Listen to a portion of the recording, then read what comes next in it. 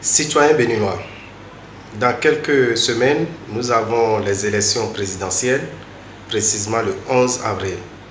Les élections présidentielles au Bénin, c'est une fête, c'est un événement, c'est de grande envergure et nous pensons quand même que tout un chacun de nous devons faire le pas nécessaire, l'acte nécessaire, le comportement nécessaire, c'est de préserver la paix. La paix, nous devons savoir que c'est un mot, mais un comportement. Ce comportement, c'est de ne pas provoquer l'autre, c'est de ne pas injurier, mais c'est de pouvoir également tolérer. Parce qu'avec la tolérance, nous avons toujours la paix dans notre pays.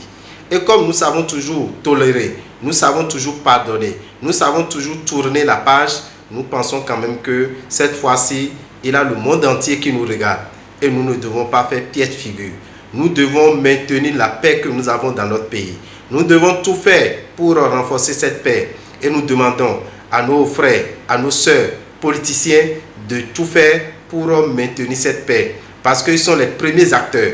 Et nous, population, nous devons savoir aussi que nous ne devons jamais nous laisser manipuler par les politiciens. Nous ne devons jamais nous laisser convaincre par n'importe quel politicien qui va nous conduire vers la violence. Parce que mourir pour un politicien, c'est choisir directement aller en enfer.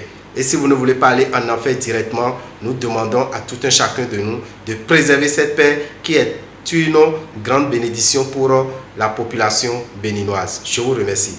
Dame Eura Vital, visionnaire astrologue, ministre des Affaires sociales au Royaume d'Alada.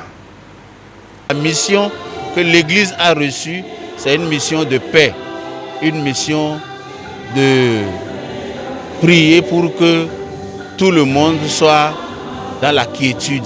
Les élections présidentielles auront lieu le 11 avril où l'Église a le devoir de prier pour que la paix y règne, pour que notre communauté, notre nation, la nation béninoise, la seule et indivisible, puisse se retrouver, puisse garder cette sérénité, cette paix, surtout lors, pendant et après les élections. C'est pourquoi nous sommes heureux de vous recevoir pour que nous puissions donner encore, lancer encore cet appel à toute la classe politique de notre nation que notre État, c'est un État où nous savons si bien gérer dans la paix, dans la tranquillité, les nobles idéaux que nous donne le peuple, les lois du peuple. C'est-à-dire depuis la conférence nationale jusqu'à ce jour, nous sommes tranquilles. C'est pour cela que nous en appelons à la conscience de tous les acteurs politiques pour que la paix y règne, car la paix de ce pays dépend de nous tous aussi, dépend aussi de notre paix. Et le Seigneur Jésus a dit aussi, heureux ceux qui procurent la paix, car ils seront appelés enfants de Dieu, ils seront appelés fils de Dieu.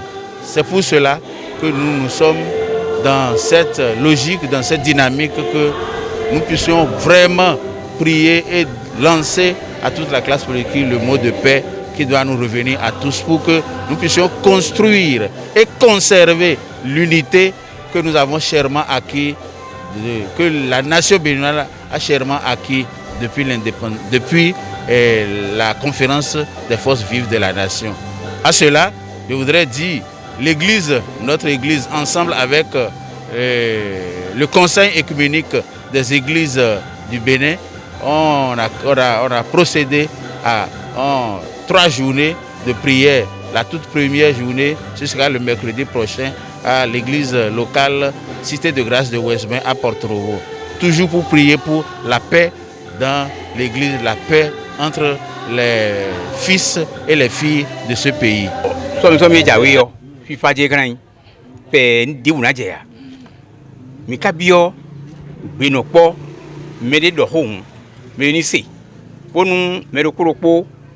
Nyɔnuwea, viwea, asiwea, me debu dɔ home, nuko le biku me dɔ home ni ze ho biku zo we. Wonu boyo ni no po, wonu fi para tin fi me hu me na fi ko alafia ko.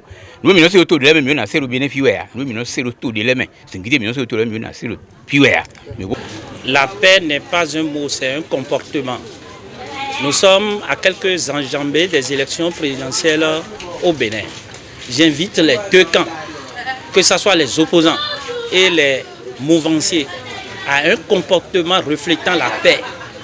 Et surtout, le camp gérant, c'est-à-dire la mouvance présidentielle.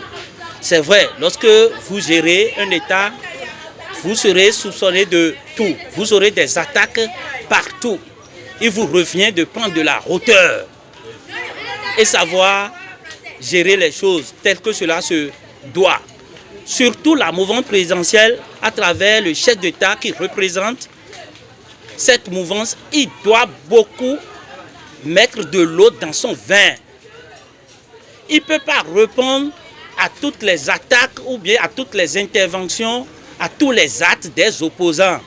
Il a le devoir d'avaler certaines choses, de voir certaines choses, d'écouter certaines choses et de se taire.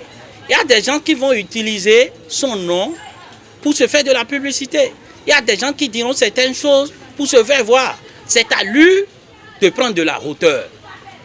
Donc, pendant cette période, l'important, ce qui est capital pour nous, c'est d'apaiser nos comportements, surtout la mouvance présidentielle.